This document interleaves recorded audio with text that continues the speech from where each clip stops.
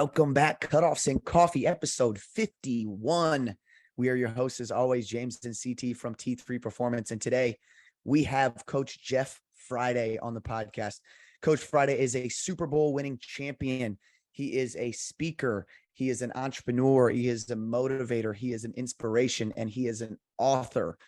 We dive into stories from his 21-year career as the strength and conditioning coach in the NFL here on this podcast. And we also take a deep dive into his book, Built for Winning. You guys are going to love listening to this one. And James is going to tell you all about the book and where you can find it. Yeah, CT, this episode is brought to you by Built for Winning by Coach Jeff Friday.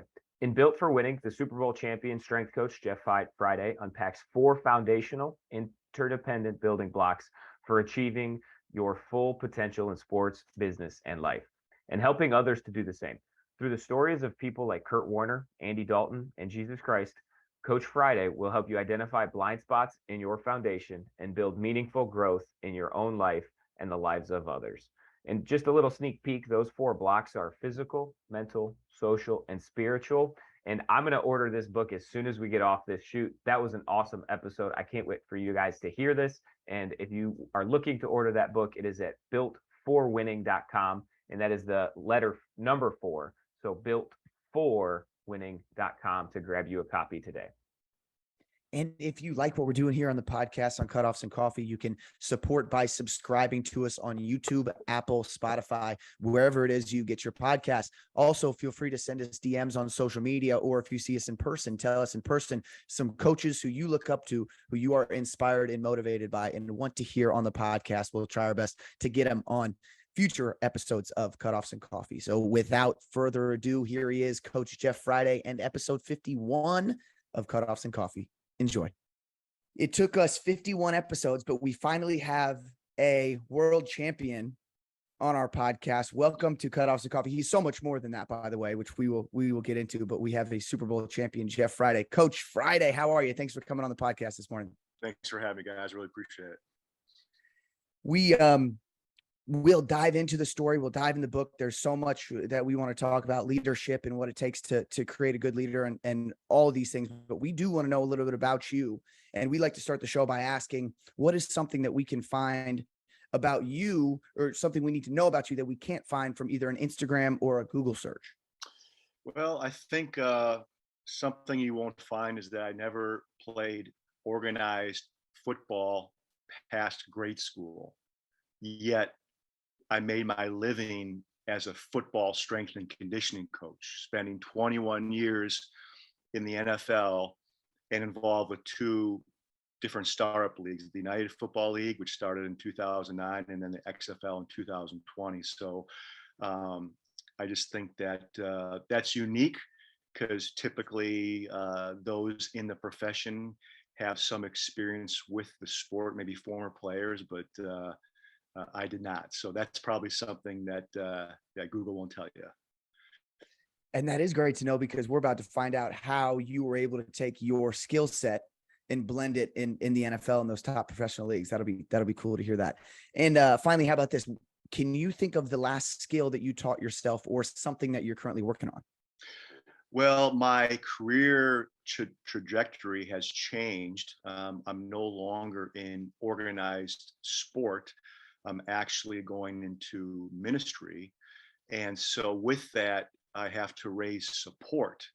And that is a whole nother ball game as far as a skill set, because I've been used to having basically a contract, 4 years in college as a strength coach, 21 years in the NFL, like I said, some startup leagues. And so basically my whole career has been getting a contract. Now that's not the case. And so there's a skill set of how do you go and fundraise for yourself. And there's a lot of barriers there for me, because I grew up with not a lot of money. Grew up in Milwaukee, Wisconsin. My dad was a school teacher. My mom didn't work. And so money is a stronghold for me. I even shot an Instagram post where I was a basketball strength coach. I started my career. We can get into that in a little bit, but I was in Chicago at Northwestern University in the 1990s, the Michael Jordan, his height, and Nike and all that. And so we were a Nike team. And so I had some Air Jordans from the 90s, man. They were red, just like the Bulls uniform, and great shoes. And so when I get nice shoes, I don't want to wear them because I don't want to give them scuffed. So I have these shoes on my shelf. I got these shoes on my shelf, Air Jordans. And one day I just picked them up and the rubber soles fell out of both of them because they were sitting there for 20 years. And so I'm like, man, I got to throw these away. And so I go outside. I said to my son who's around, I said, hey, honey, can you just video me throwing these shoes away? Because they're iconic. And we took a video of me actually putting these shoes in the garbage can. And so I put the garbage out by the street and I'm done with it, and then later that night, I'm in my office, doing some work, and I look out the window to the street and there's the garbage can. So what do? I grab the shoes and I put them back on my shelf because I couldn't get rid of them. It's a stronghold. So all that to say is that as I move into this transition in my life, learning this new skill, there's barriers that we have to break in order to be successful. So that's the skill I'm working out right now, is bearing down my own barriers so that I can develop relationships with people and then, gain relationship and support to live. So. Oh, that's awesome. And we will do our best to support you in any way we can, excuse me. I bet the sneakerheads are going to go crazy hearing that story. Like, I can't believe he would even, I know. He would even consider it. But that's funny. You would have looked up on that shoe rack and seen the dust where the shoes used to be. Right. And probably feel bad about it once that thing went in the trash can. So people are like, yeah, man, you could just fix those up and all that. I'm like, well, so it's, yeah.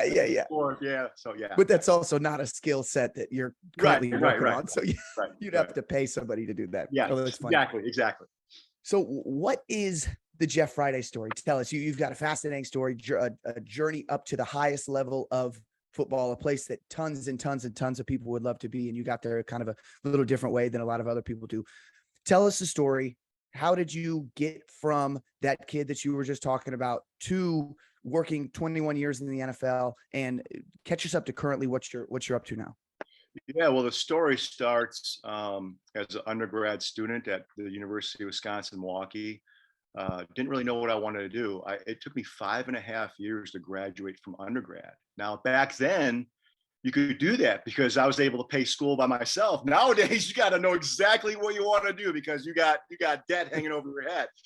And so I was a physical education major, and I really loved physical fitness, and I really just loved sports growing up. And so this was back in the late 1980s, okay? And so the strength and conditioning profession was just really starting off, getting off the ground as far as a way to make a living. I'm like, there's a job doing that. And so once I kind of formed that opinion or knew that was there, I started volunteering as a strength coach, just volunteering to get experiences as an undergraduate student. And so what happened then is that I sent 100 letters out to graduate schools.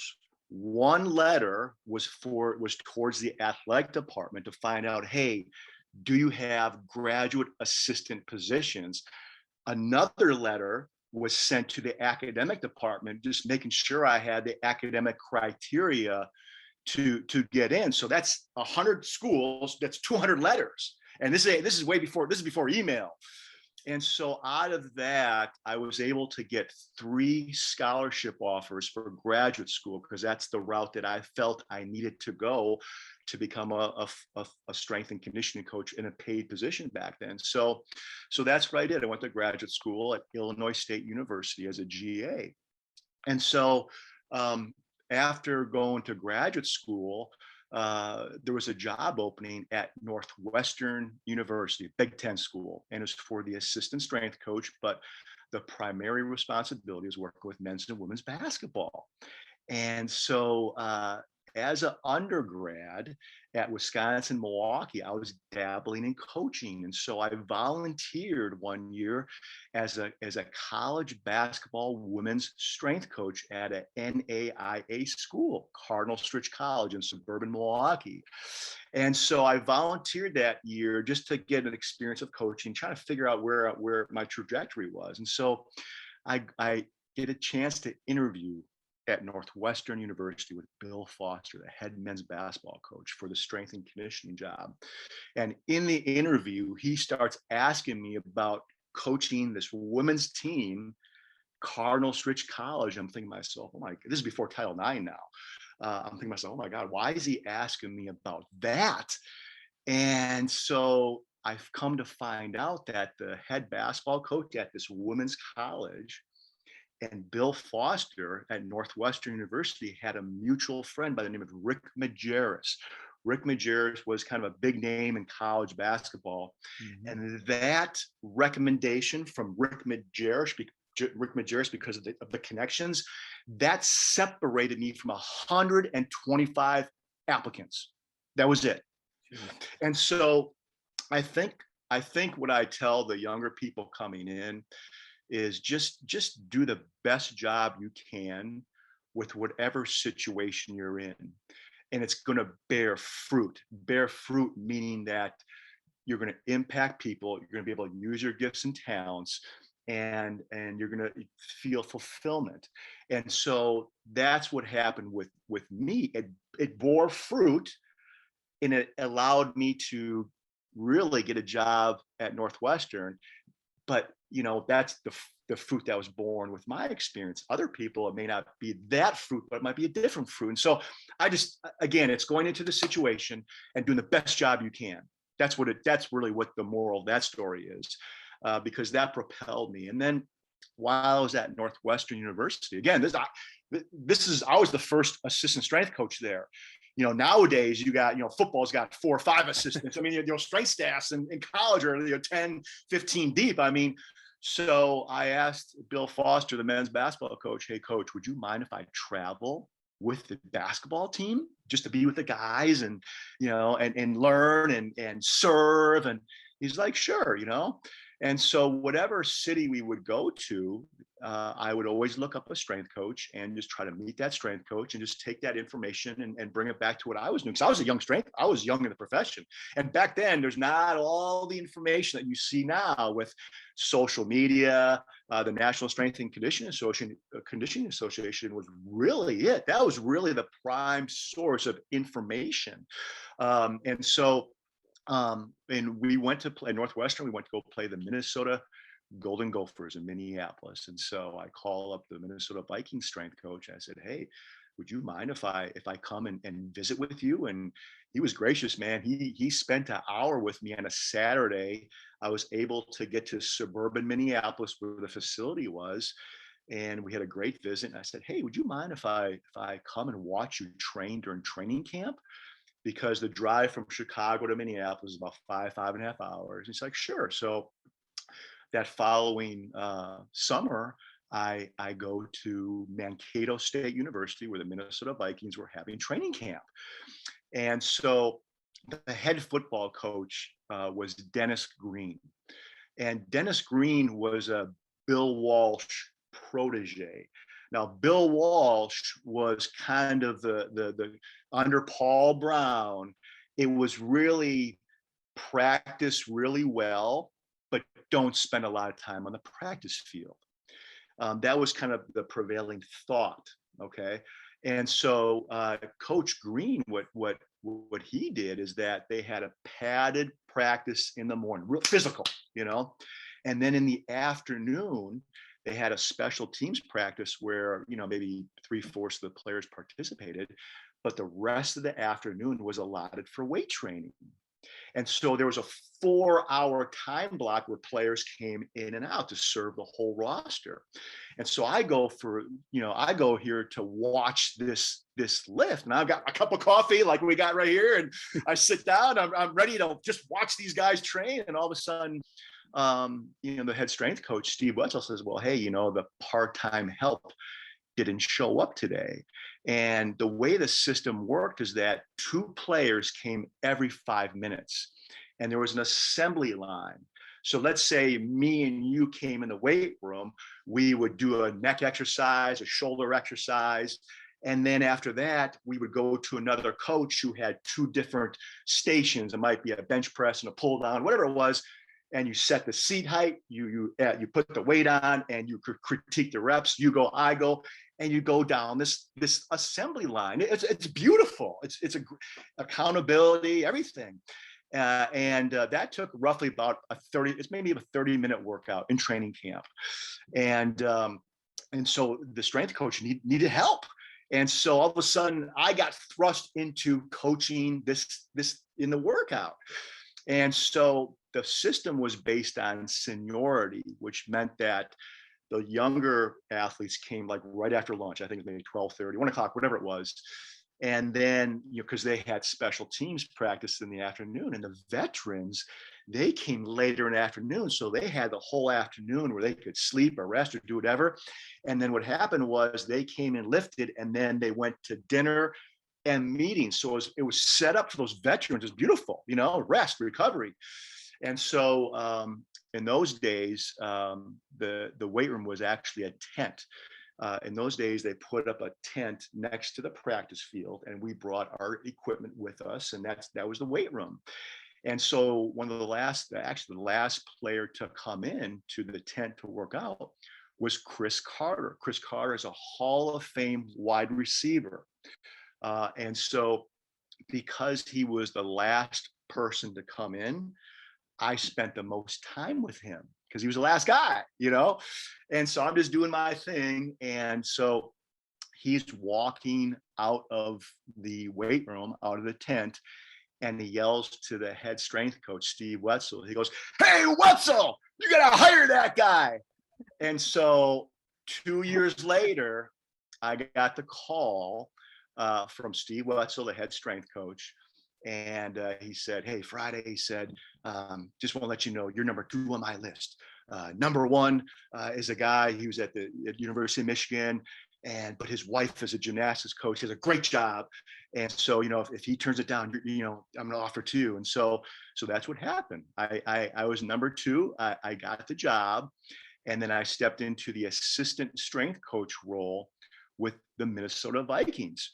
And so what happened with Dennis Green's tenure is that I was the 3rd assistant within his tenure. So the first 2 assistant strength coaches before me ended up becoming head strength coaches in the National Football League. So I was walking into a position that was already a respected position because of the success of the strength program and the success of the people before me. And so this was in 1996. So I was at Northwestern from 1992 to 1996. And then with the Minnesota Vikings in 1996, and we were the playoffs in 96, in the playoffs in 97. And then 1998, we draft a player by the name of Randy Moss in the first round. So offensively, we have Randy Moss, wide receiver, who's now in the Hall of Fame on one side. You have Chris Carter in the Hall of Fame. On the other side, we had a running back, an Ohio State guy by the name of Robert Smith. Robert Smith, former track athlete, could score from anywhere in the field. That guy was fast. And then we had an offensive line with 3 first-round picks. And then the quarterback that started the most games that year was Randall Cunningham. Randall Cunningham, a decorated quarterback, kind of the first scramble guy and throw strong arm.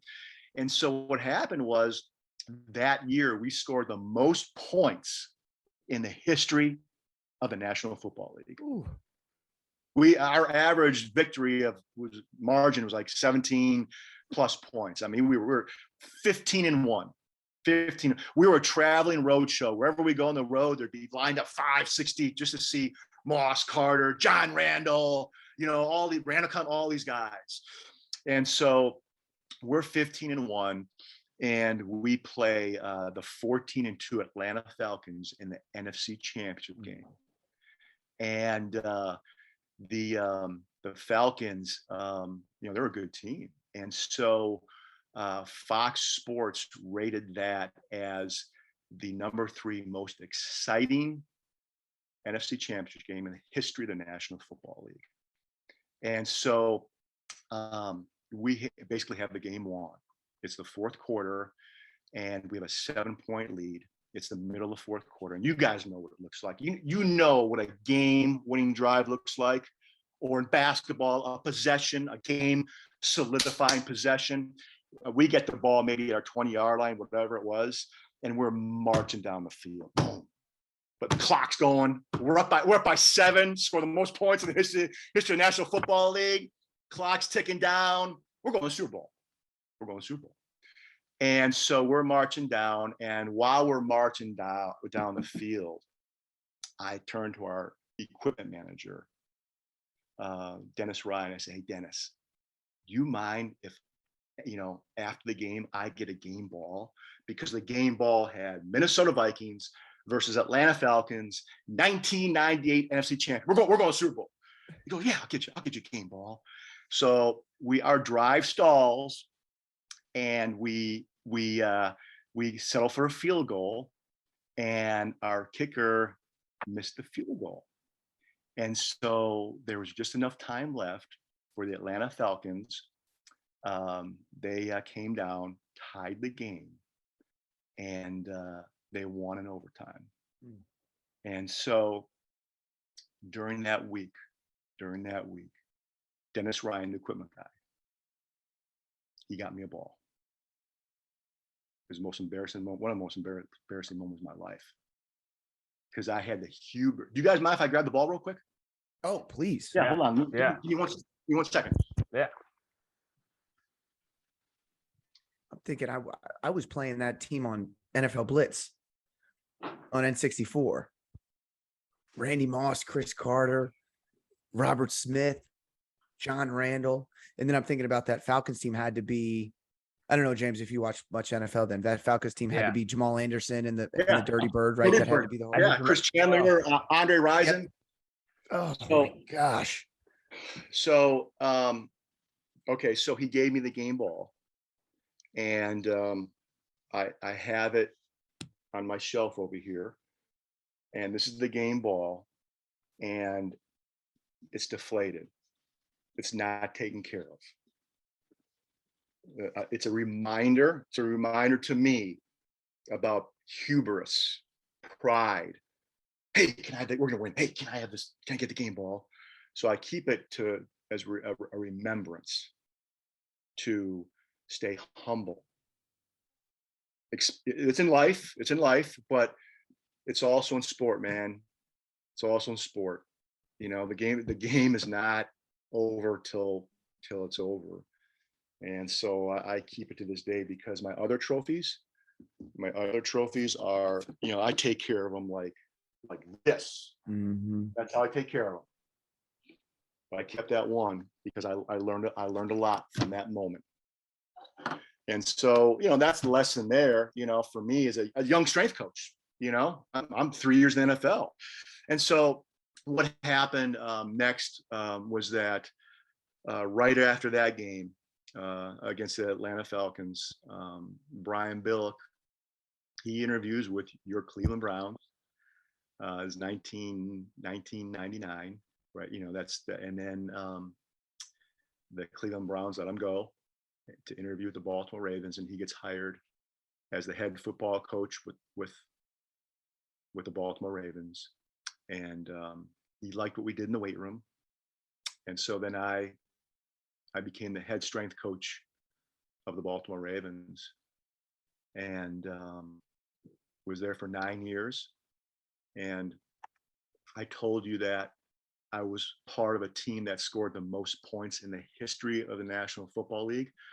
I've also been a part of a team that has allowed the least amount of points in the history of the National Football League, and that was the 2000 Ravens defense. It was spectacular, just like the Vikings offense was spectacular. So, as a strength and conditioning coach, I've been part of adjectives or verbiage, explosive, speed, all those things with the offense. And I've been a part of teams that have the adjectives of power, strong, tough, the defense, with a similar strength program. And so the tenure with the Bengals ended in 2007. I'm sorry, 2007. It was a 9-year run as a head strength coach. And then I was out of the NFL for 2 years. The first year I was still collecting a salary.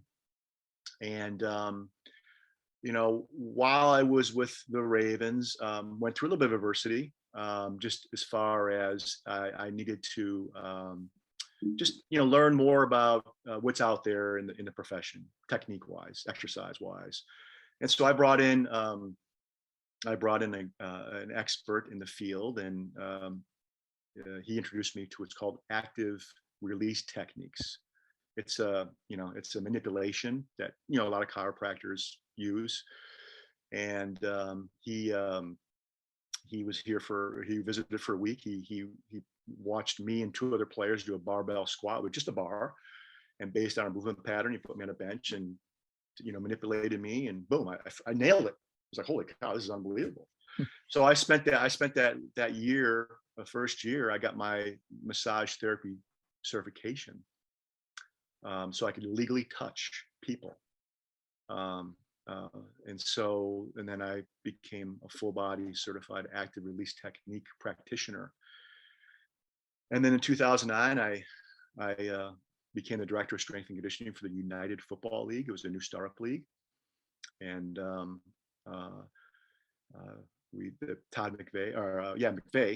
McVay was in that league.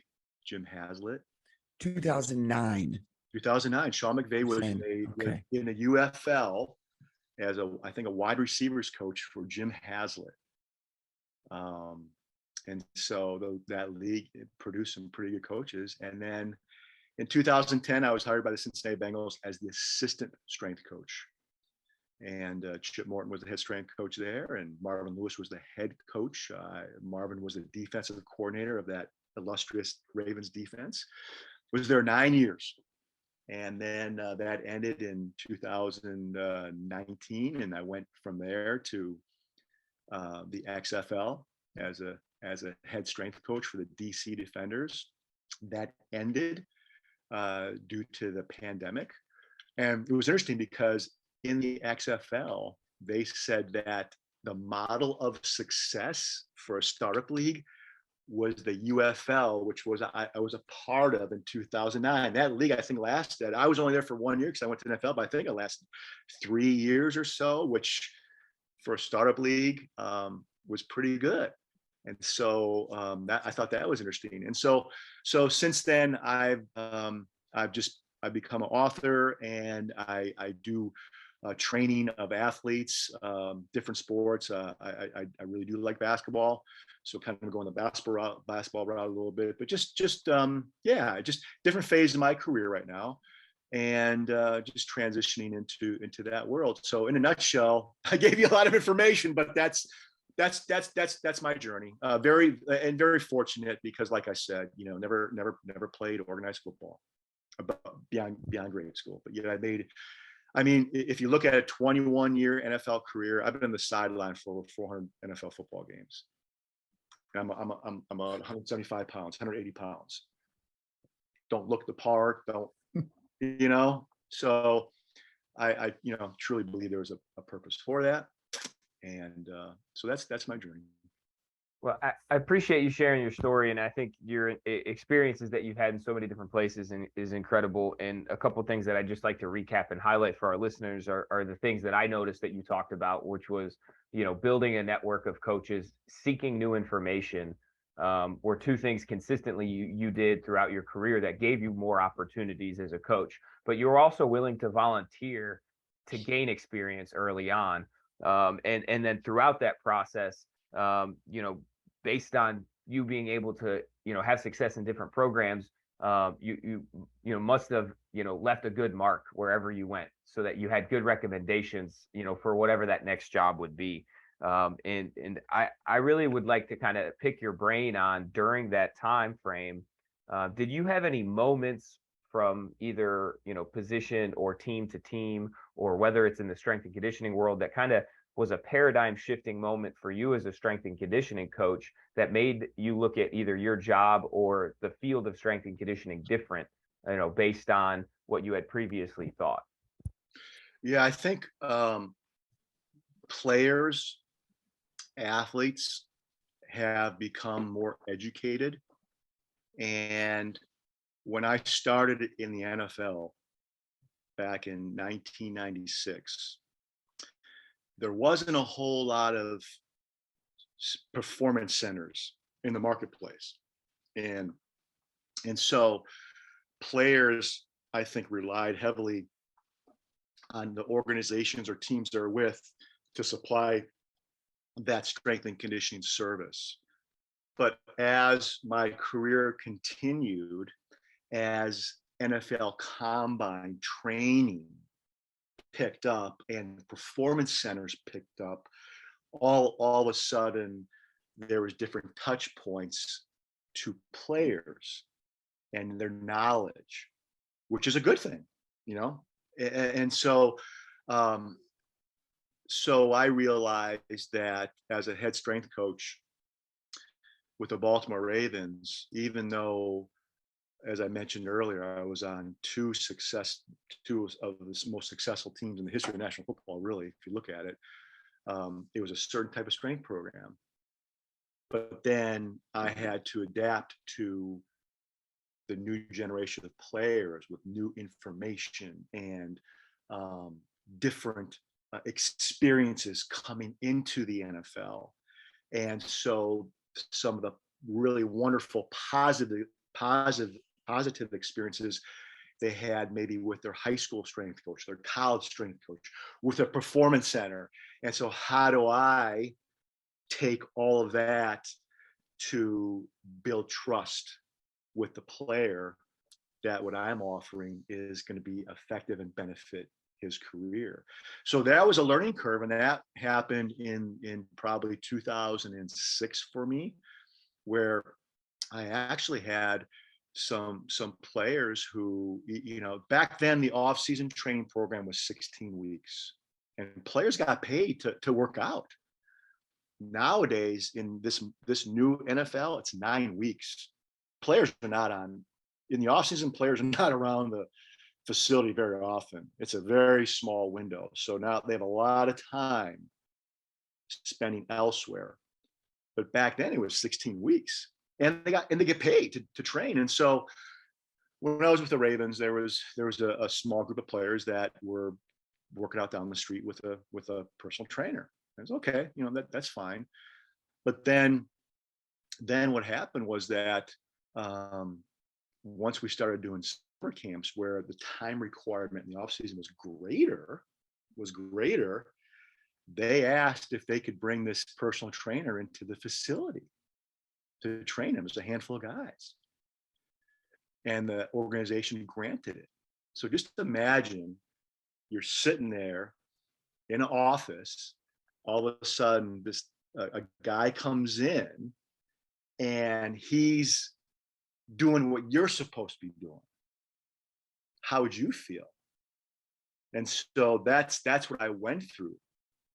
And so that propelled me. Okay, I gotta get my I's dotted and T's crossed of just what's going out in the profession, so that this does not happen again.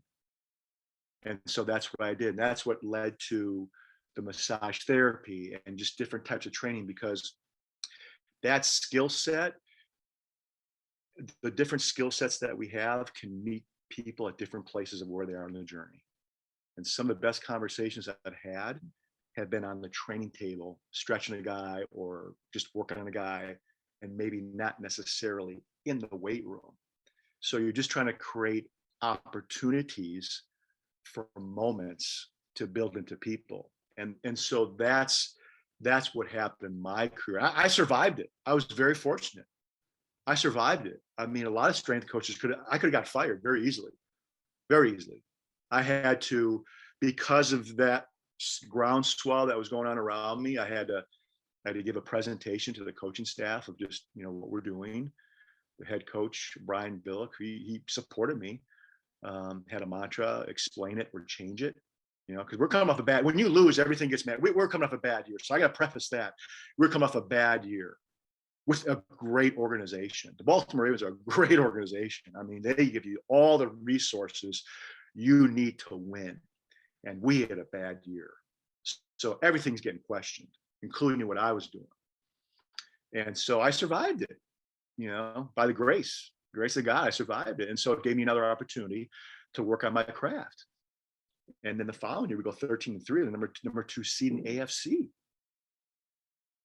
And then, then we have a bad year and we get fired, and so as a staff. So to answer your question, that was a moment for me of just we always have to evolve, and we could have our core beliefs and know that that's the best thing. And we can stick to yes, but also just be aware of what's going on around, because people are coming to you with different viewpoints, expectations, experiences. So how can you build that trust to match maybe what they've been through? So I think that experience that you described reminds me of how when either new athletes come into our gym, we also train adults. When adults come to our gym, one thing that I try and have conversations with the younger coaches about is when people are coming to our facility with previous experience with exercise or performance training, it's important to not discuss what they are doing previously in a negative way, so that they don't have the sense or feeling that they were making wrong decisions previously with their training or with where gym they were working out, but encourage and even compliment them on seeking out training and exercise and performance previously, and how that's going to help them here. And we can have that conversation and listen to them and ask them, well, when you were training, what worked for you well, and what can we incorporate that you were previously doing here,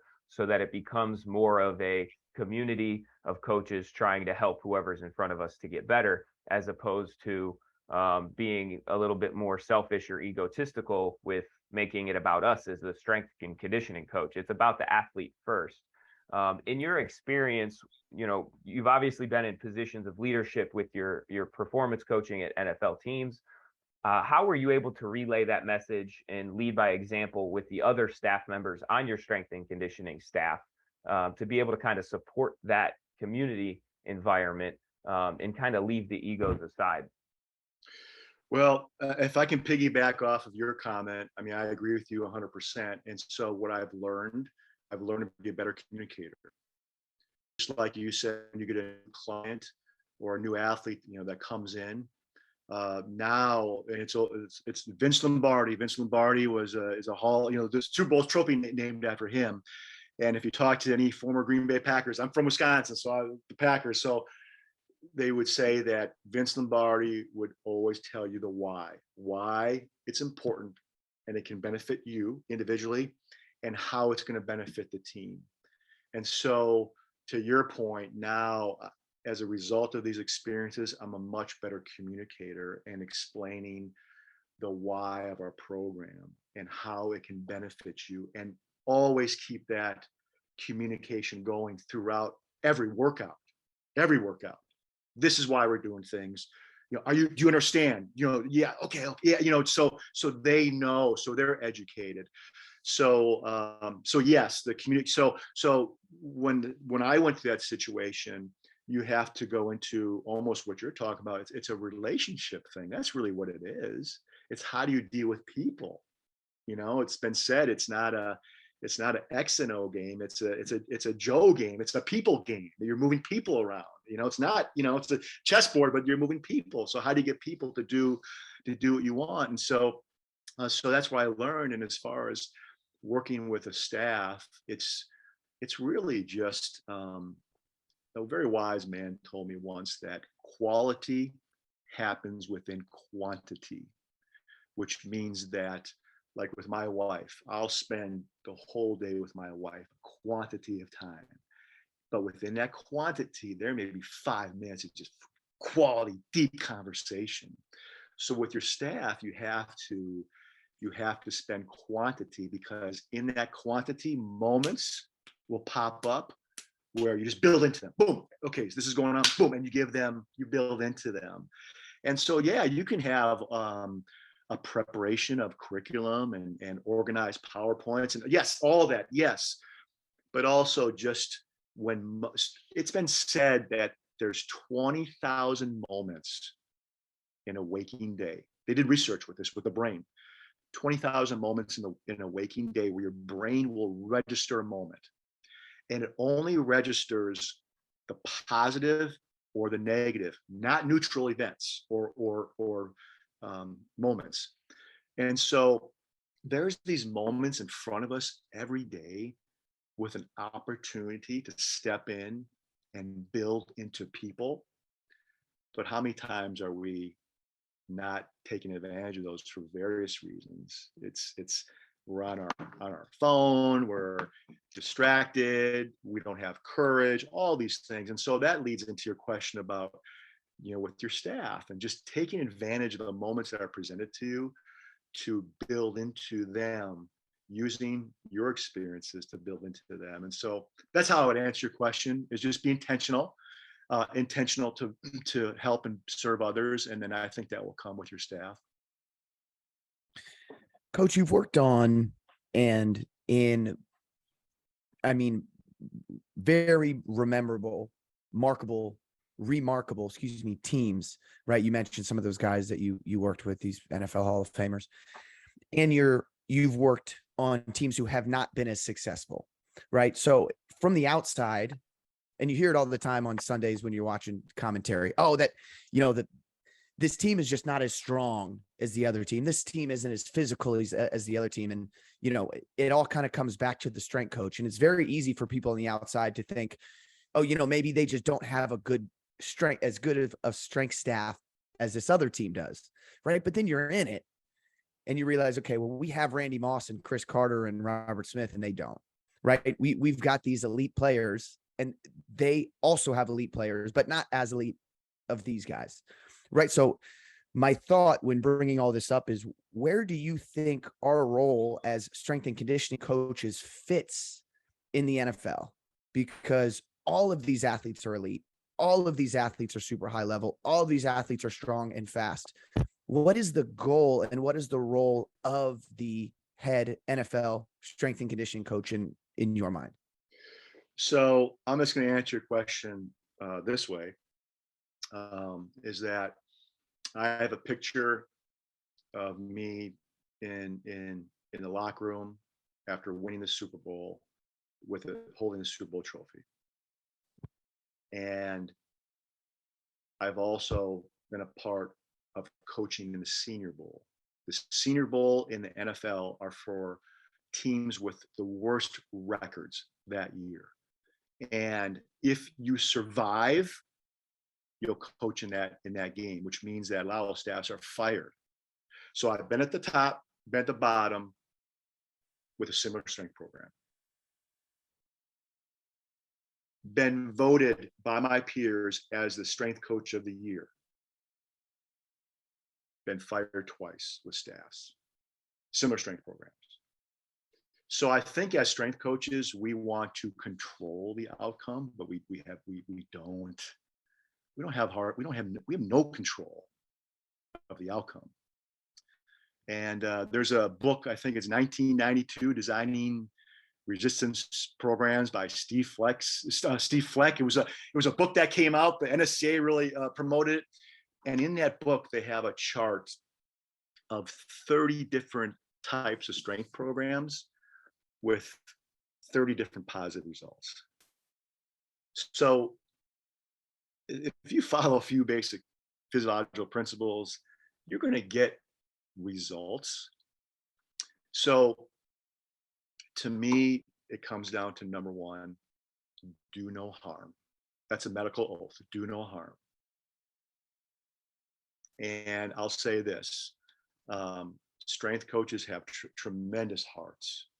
We all, we want to serve and make athletes better.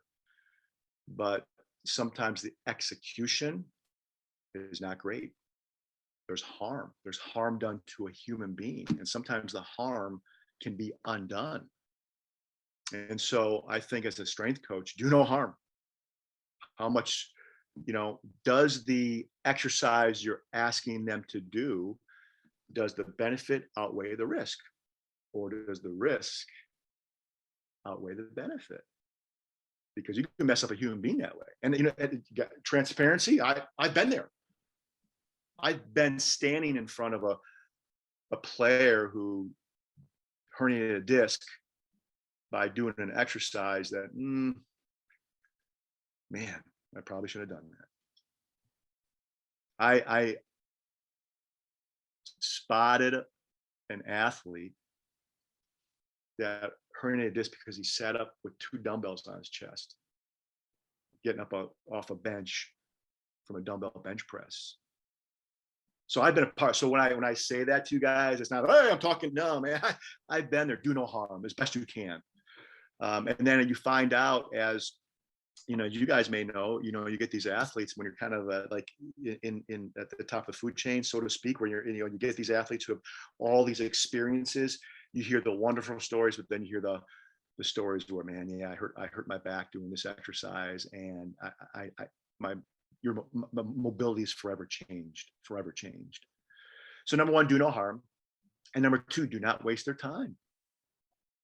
How much time do we waste sometimes just because of our own insecurities, or we got to fulfill things, or it could be a head coach requiring things that could be the harm too. The head coach wants these type of lifts or this type of program.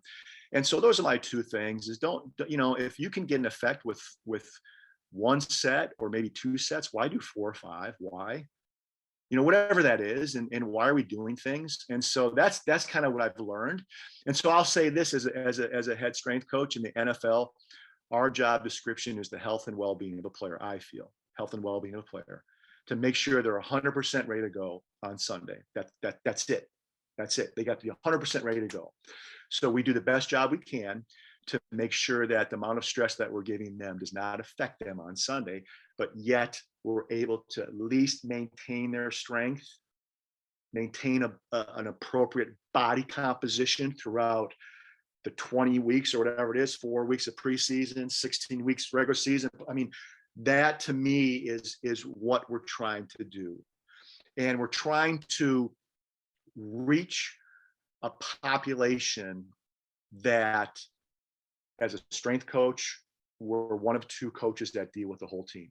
Special teams coach deals with the whole team, and a strength coach deals with the whole team. So we have to reach players in an area that they may deem not important to them. Let's be real.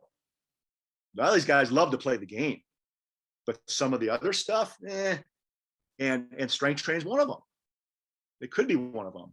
And so in any population, you're going to have some part of the population that's work hard no matter what.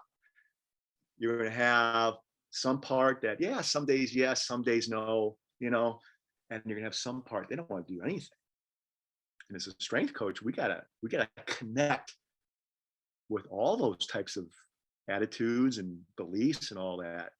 And so really it's a people business. It's a relationship business. And so I'll answer your question that way. I hope I did, about the role of a strength coach, but it's to make sure those players are good to go Sunday, and that we're giving them a amount of proper dosage to stay healthy, stay fresh, and at least keep that body composition trending in a positive manner. Yeah, that's great. I ask for multiple reasons, but one, because I used to think the success of a team came back to me as a coach and the strength staff, and we would have good teams and they'd say, oh, the the strength program must be great. And I'm like, yeah, oh, we're killing it. We're doing all this different stuff than the other team's doing. Right. And we're pressing, we're pulling, we're lunging, we're hinging, we're carrying. And then I started thinking, like, they're probably actually doing those same things, right? Like, we're not making anything new. We're not doing anything that's never been done before, but I just have better athletes in my gym than other teams do. And so I think I've gone from, throughout my career, used to think that I was the most important person on the staff, to now I just am kind of, I play a small role, right? But I'm not out there on the field. I'm not out there playing with them. That's when we let the guys who got recruited and who got paid to be out there to do their thing. Jeff, I want to get into the book, but I have a couple more questions, and maybe these kind of tie into, some of the foundational blocks of Built for Winning. But you've been around a lot of, and you yourself, including, really impressive leaders, really high level guys. I mean, the teams that you've talked about, we all know, fans of the game and people who watch the NFL know players who are on all those teams. What in your mind makes up these good leaders? Are these people born with it? Are these things that they learn when they're young? Or do you think that you can actually teach somebody how to become a good leader? And tell us about some of those leaders and what you think it takes for them to be able to have success in a leadership role. Well, I'm going to answer your question this way. I think that leaders can be made. They may be born. I think they can be made. And I think that it doesn't matter how good looking you are, how eloquent you speak, how tall you are. It comes down to three basic elements that we all can do. The first is being authentic. Be real. If you are the opposite of authenticity, of being real, is fake or phony. People will see through that. Like, and expect, if we're talking a pro athlete, right away, and they will not follow you. So be real. And as a young strength coach, I was not authentic, because when I came in the profession, there's a certain, bravado that strength coaches had to portray. I chew tobacco and cuss and do things. Hey, I'm tough. And I was kind of like that, just trying to find myself as a human being. And so I had trouble with being authentic. And in this profession that we're in, man, people will latch on to the high riser in coaching and players. You're going to latch on the best player because this best player is going to, he's going to give me a good recommendation and it's going to propel my business, or, whatever it is. That you got to treat everybody real. So number one is be authentic, be real, not fake or phony. That's the antonym. Number two is just be humble, and humility is really serving people. It could be as simple as, hey, what do you think? It could be as simple as that. The opposite of humility is pride. Pride is a self-sufficiency. I got it. I don't need anybody else. I'm better than you. And if you actually go to the Bible, that's what Satan had. Satan had pride. Satan thought that he was better than God. So he got cast out. That's what pride will do. It can cast you out because you need an order. You need an order there. And so, there's been times in my career, just like what you were saying, oh man, we're, Super Bowl champs. And it's so funny because you brought that up, man. We were 13-3. And I remember Baltimore Ravens were 13-3.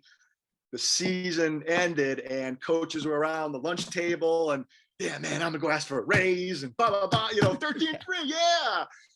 Next year, man, I think we're 5-11 and we're all on the street I mean, it's it's hubris. It's this thing, man. It's pride. And then so we got being authentic, be humble, and that can take on many forms. And then the third is having courage to do what's right. Courage to do what's right. And courage is like a muscle. You got to work at that. And I tell you, when I was a young strength coach, I really had to work on my courage, because I became a head strength coach. I think I was 31 years old. I think maybe 32. And the Baltimore Ravens, the year we won the Super Bowl in 2000, we had, I think, 22 guys 30 years or older. So I am actually coaching, trying to lead my peers who are freaking decorated, just as old as me. And so, we all have a choice as a coach. What happens when the player walks in through the weight room door a minute late? Do you have courage to confront? What if a player or athlete is not doing a repetition the way you're prescribing? Do you have courage to confront? Do you have courage to confront in other areas that need to be done? And so I'm going to boil down your answer into, I think the best leaders I've seen really exhibited those three areas, or were really strong in at least one or two of those areas. I remember, Brian Billick, head football coach with the Baltimore Ravens, man. The year we won the Super Bowl, we won 5 games without scoring an offensive touchdown. 5 games. And I think we won 3 of them, I think. Special teams and defense. Doesn't happen. You don't go 5 games without scoring a touchdown. And so he had the courage to remove the starting quarterback. He made a quarterback change. And he inserted Trent Dilfer as our starting quarterback. Tony Banks was a starting quarterback. Trent Dilfer, in his first start, we lost the Pittsburgh Steelers at home 10-7. Cordell Stewart, I think, was a quarterback then, if you remember him. Oh, of course. Slash. And then Trent Dilfer didn't lose another game the whole year. I think 11 straight games or something. But that's courage to do what you feel is best for the team, despite telling maybe the media, you know what, Tony Banks is our guy, because there's a belief there. But then once you realize it's in the best interest, it takes courage to and that propels us to the Super Bowl. And so I think that we can lead. You don't have to walk out there to the 50-yard line for a coin flip. You can lead from anywhere in your organization if you exhibit those qualities. And so I think, I think the toughest job, to be honest with you, what I've seen in the National Football League, is for coaches to get players to do their role. And I say that because it's a business. And so it's very easy for an edge rusher to not fulfill his responsibility in the defense in order to get the sack, which will give him X amount of dollars. Or a defensive back to maybe not do the right coverage because he knows he can get a pick, and then he doesn't get the pick and exposes the defense. And so I feel that team chemistry, that bond is very important. It is, because everybody has a role to fulfill. But as you mentioned, it really comes down to talent too. You got to have the talent. So now, as we're talking about leadership, and I think that I've always been able to, speaking from, my experience, I've always felt comfortable leading the athletes that I'm coaching. And as I've gotten longer into working at T3 Performance, I've struggled as a leader in the company. what are some things that helped you when you started getting to lead your peers that might have been a little different from leading your athletes in that position as a head strength coach versus the communication with your athletes in front of you versus like the other people and managing those relationships within the organization? Well, I just go back to the first example I gave, being authentic. I mean, I shared with you guys an experience I had that was very, very difficult for me with those athletes bringing a personal trainer in. And so I feel that with my peers, if you're vulnerable and show them that you're real and you're not coming at them this way, you're coming at them this way because you've been there, you've made all the mistakes. And I think that that's where I'm at now. I'm like, hey, I've done boom, boom, boom, boom, boom, in a negative way, a mistake way, you know? So maybe I would suggest doing this. So that's how I operate more, is I try to remove my pride from my experiences and be more real and authentic in the relationships, just to let them know that, you know, man, I've been there, and that builds a common bond, I feel, and I can add value to the relationship maybe by sharing some of those things. And so that's how I would answer that question. Jeff, I've listened to, I think, 3 other podcasts you've been on, and I have not heard that story once. So I appreciate you bringing that up. As soon as you said, I thought, oh, this is, I do not remember this part. So I appreciate you sharing. Let's talk about the book, Built for Winning, the number 4, right? Why was it the time in your career and your life to write this and put this out? What did you think people needed to hear? And again, tell us about those 4 foundational blocks and why it's the number 4 in Built for Winning. Yeah. So it all started, we're coaches, right? We talked already about, you want to give the why to get buy-in. So I gave a talk back in 2003 to middle-aged adults on the role of physical fitness, why they should do a fitness program. So it was a church group. So because it was a church group, I was searching all kinds of sources, and I found a passage in scripture that talked about growing physically, mentally, socially, and spiritually. So that's how I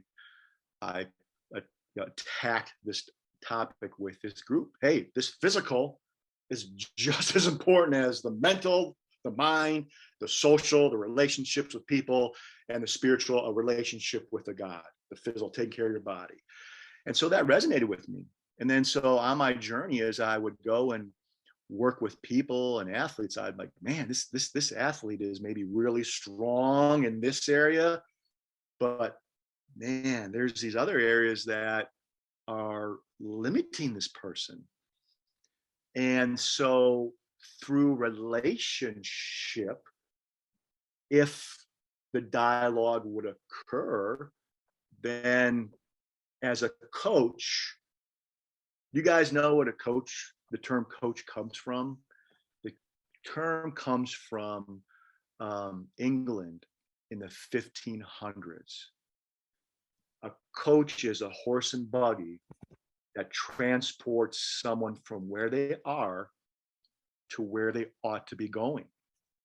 So as a coach, we take people from point A to point B in their development. We fulfill a gap in their life. We develop a new area of capability, typically in the physical, because that's what we do. But in taking a human being who just happens to play a sport from point A to point B, maybe there's these other areas that you can help them with that are limiting them. And that's how it evolved. Now, in pro sports, you have the resources really in all those areas. I mean, you have a sports psychologist to help with mental or, areas like that. You have usually a team pastor that can help with spiritual. You have all these, strength and conditioning coaches for the physical, and social is usually, coaches may try to do team bonding things, whatever that is. And so it's there. It's deeper than that, but it is there. But that allows you as a person to reach your full potential. If you can we all have our strengths. We all have them, and that's great. And you play to the strengths. But man, if you are aware of something that's holding you back, man, that can help performance. I mean, like for me, so I'm married, and I could be with my wife, lovey-dovey, yeah, man, things are great, 25 years of marriage. And then the next minute, she disrespects me, and I say, what? And then boom, that's it. And I take that with me. I take that with me to my workplace. Man, how am I going to resolve this? How am I, she's disrespect, blah, blah, blah, blah. And now you have an unfocused individual. That's what I am, because I value that relationship so much. So then that's social. So we have players, athletes that take that with them everywhere. There's a line, which we say on the field, off the field. There's this demarcation. You guys heard that? Off the field, on the field. That's a man-made line, man. That's man-made. There is no line. You take your stuff with you, whether you go on the field, the dinner table, the office, as a coach, whatever it is. And so we're human beings. So if you can take those moments and realize what's going on in these other areas of your life and work on them, that allows you your best chance of success. I was talking to a sports psychologist for one of the NFL teams I was with, and we had a high draft pick, very talented player, couldn't very rarely string in consistent performances from game to game. And the sports psychologist was telling me that, man, in a 3-hour game, it's really, really hard to keep your attention. I mean, even this conversation, we may be going in and out. Okay, it's hard. I mean, I'm sitting in my office doing stuff. Oh, Tweety Bird, I mean, it's, so, but the point is that you could be in this competitive world in a game, but then your mind in moments may drift to other aspects of your life. So this one player, it had a child out of wedlock. Okay, am I a good father? What am I doing as a father? How's that relationship? It's, drinking problem or whatever it is, okay, man, I'm not a good person, blah, blah, blah, and you take that with you, and it can maybe hinder your performance. And so it's real. So that's how it came about. And all I'm trying to do with the book is really just define what those words mean. Have you guys ever heard of the term coach speak or buzzwords? So that's what coaches do. We just throw out these words. So I'm standing there sideline, National Football League game. And one of the teams I'm with, and one of our players was coming off the field, and a coach is yelling at him, get off the block, get off the block. And the player's coming off. I'm thinking to myself, well, yeah, I think he knows that. That's a buzzword. You know what I'm saying? That's give the player information. You think I wasn't trying to get off the block, Coach? Yes, right. yes. Yes. So give the player information to be successful. And that's what I'm trying to do in the book is, okay, we got a word win. It's a buzz. Well, okay, but this is how you can win in your life. Let's define it. That's what I'm trying to do with the book. And I mentioned earlier, man, I'm a 175, 80-pound dude who spent 21 years in the NFL. Come on, man. I'm a C student. I got to write down all kinds of notes because I'll forget stuff. But God put me in a position to learn, to see and watch. The NFL is it's a Fortune 200 business. It's one of the top businesses in the world. And I got to see how one of the top businesses in the world operates. And this book is a byproduct of those experiences. I'm just trying to share them. That's all I'm trying to do. Just share those experiences so that they can allow the reader to move along from point A to point B in their life and reach their full potential. So, who's it for? When you were writing it, who did you have in mind? originally it was for the athletes because that's who I deal with. But it's for anybody. It's a life. It's a life book. So it doesn't matter if you're well, I think that if you define the term coach like I did, I think a coach starts with us. You, me, it's the individual. If we don't have some of those characteristics, and again, it's fluctuating all the time. If we don't have some of those characteristics, how do you expect, or qualities, how can you expect others to follow you? And coaches are husbands, sons, daughters. We're all coaches. We all help people move along in the journey. So the book was originally for athletes, but the reality is that the principles are for anybody who wants to reach the potential and live a life of fulfillment, purpose, and impact. That's really who it's for. Is there one of the four that sticks out to you as what most people seem to struggle with? Or do you weigh them all the same? Do you think everybody's kind of on their own journey? I think the spiritual would be the most important because the spiritual answers the real issues in life. Like, why are we here? How do you separate right from wrong? Where do you go when we die? So that to me would be the most important, that binds them all together because of those deep questions. But we all have issues in all of them, and those issues can occur at any moment. Like, I don't know, like fitness. If I miss a couple of days, okay, I gotta do something active, or I have to learn mentally. It happens organically sometimes, but also we have what's called a scotoma. A scotoma is a blind spot. We'll miss certain things. You'll see this, but we'll miss. And so, we all have blind spots. So can we recognize some of our blind spots? We all have them. I got them, and can you recognize them and then make maybe a correction to help you become the best that you can be?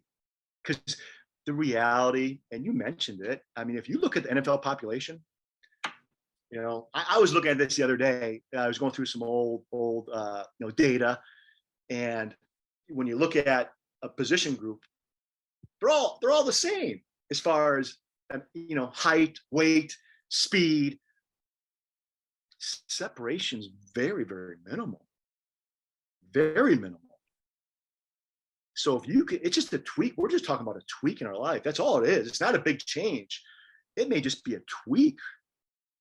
If you can make that tweak in one or all these areas, that might propel you to greatness, or to win, or whatever adjective you want to use. So it's not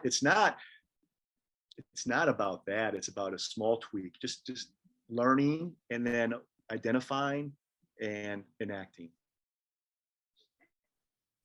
Are there habits that you've built, throughout your life that helps you find time to reflect on these things so that you can find a little bit more clarity, whether that's in your purpose, or what are those blind spots that you're currently having? Are there any habits or things that athletes listening or coaches listening can kind of take away and start implementing to help them find clarity in their purpose and become more spiritual? I think intentionality is really important, because the ebbs and flows of seasons of life may dictate not putting time and energy into maybe one or more of those blocks. So for instance, if you're in the XFL when XFL, I was away from my family for 3 months. So that put a block in my social. It put a hindrance. There's all these different, maybe there's a time where you can't exercise or whatever it is. So there are these ebbs and flows. But then how do you still try to get those within your day, the 4 blocks, or within a week, or even a month? So it takes intentionality. So when I say blind spots, recognize, man, I need to do this, and sometimes it's something that you don't want to do, but you got to do it. Like, how many of us, I really like to work out. That's why I think we all do. That's why we chose this profession. But how many people really enjoy it? But you still got to do it for your health and well-being physically, so that you can be at your best. There's a study done that said that even though your chronological age is fixed, you can adjust your biological age by up to 10 years. Your biological age would be, your markers of heart rate, cholesterol, things like that. So fitness is important because, man, I'm 55. I could have the biological markers of a 45-year-old, which is going to give me more energy and hopefully a longer life to do the things that I want to do. Or I'm 55, I can maybe be like a 65-year-old with my biological markers, which, man, I'm not going to fulfill some of the things that I desire because I'm tired or just sickly or whatever it is. And so my point is that you have to have intentionality to address some of these things. Before we wrap up here, Coach, we've taken a good amount of your time, and I so much appreciate you sharing all your stories with us. I do want to ask, kind of go back real quick. You got to share those moments in the weight room as a young coach with Chris Carter, a Hall of Famer, a guy that, you could ask, I'm sure, thousands of people in Minneapolis, and they would have loved to be in that position that you were in. Do you have a few other or one of your fondest memories from the weight room in these NFL weight rooms where you're with these big time superstars? Are there certain stories that outside of that Chris Carter story that stick out to you and think, man, that really was powerful to me? That changed my life. That taught me so much about this individual. Because I know I've learned so much about our athletes just spending that time in the weight room. Like you said, quantity of time eventually leads to quality. Is there one or two other moments in the weight room that you can tell us about that you very memorable for you? Yeah, sure. I do have one, but I want to say first of all that even though these athletes, these professional athletes they're at the top of the profession, they're still broken people. So like when I walk in a locker room, I see people that are broken. They want attention. They want to be loved. They want security. It's a very insecure profession. Pro sports is very insecure. I remember Shan Sharp, Hall of Fame wide receiver, when I was with the Baltimore Ravens. He was a tight end. He was training in the weight room with me, and the NFL draft was coming up, and that weekend he's like, Friday, they're gonna look at someone to take my job. So that's my perspective. And so I think a story that resonates with me is that I was working with in an NFL team. I was working with an offensive lineman. It was a Wednesday morning lift session, and you guys know, NFL football game. They equate a hit in an NFL football game to if you stand on the crossbar of a goalpost and you do a swan dive into the turf. That's, with no padding, that is the equation of a hit in an NFL game by a 240-pound linebacker, or standing there and getting hit by a small vehicle at about 6 miles per hour. That's from Tufts University. There's a study done. So these guys during the season, they're just trying to get from Sunday to Sunday. So on a Wednesday morning lift, I put the weight on the bar for an offensive lineman. And, we have everything really well documented. I mean, the history of what they did, what I was asking him to do was something he was capable of doing. And so I said, I call him by name. It's like, okay, hey, your weight's ready. And he's sitting on a bench across from the barbell bench, and he's just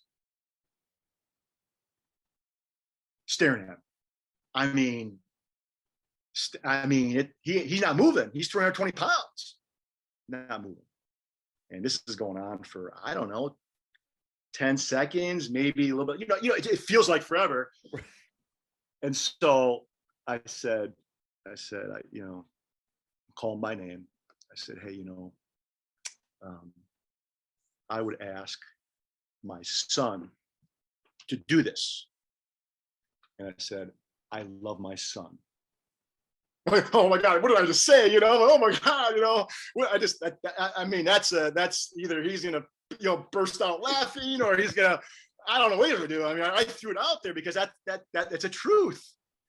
And he's just staring at me, and he gets up and he does exactly what was required.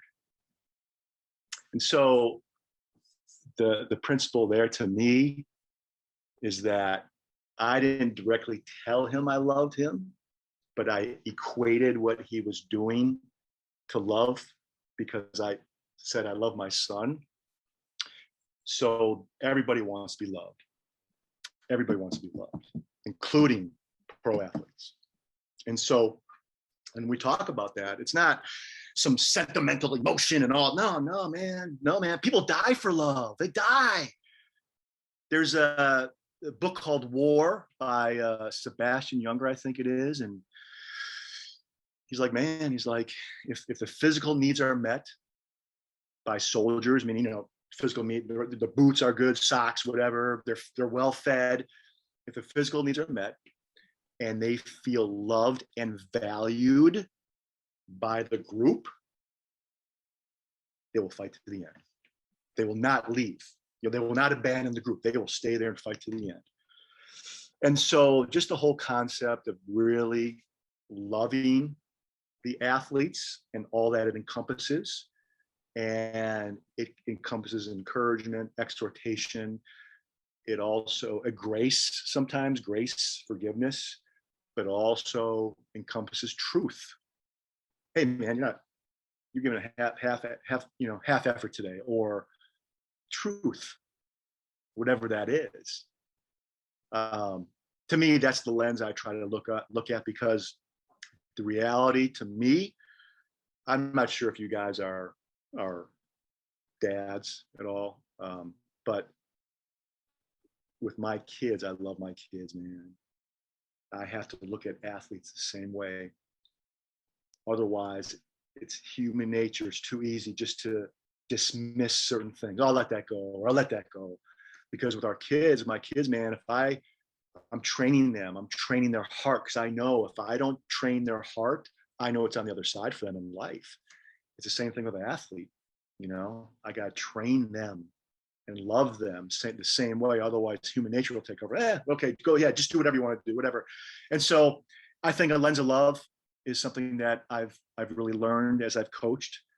And so I hope I articulated that correctly. That's just not a group, no, man. People die. They give up themselves for that.